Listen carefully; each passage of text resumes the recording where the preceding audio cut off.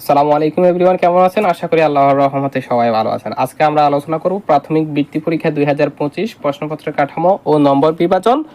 বিষয় হচ্ছে ইংরেজি, পর্ব নাম্বার 4। অর্থাৎ এর আগেও আমরা 3টি ভিডিও আপলোড করেছি বাংলা এবং গণিত বিষয়ের প্রশ্নপত্রের কাঠামো ও নম্বর বিভাজন নিয়ে, এবং সিলেবাস ধরন ও পরীক্ষার ধরন নিয়ে আমরা আলোচনা করেছি। আজকের ভিডিওতে আমরা ইংরেজি প্রশ্নপত্রের কাঠামো ও নম্বর বিভাজন সম্পর্কে আলোচনা করব।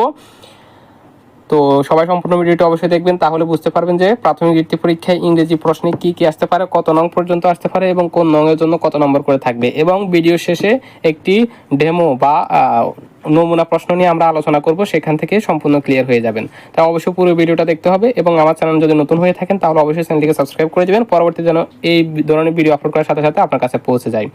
আর ভিডিওতে অবশ্যই একটা লাইক করে দিবেন এবং আপনার যে কোনো মন্তব্য আপনি কমেন্ট বক্সে জানাতে পারেন। চলুন ভিডিও শুরু করা যাক।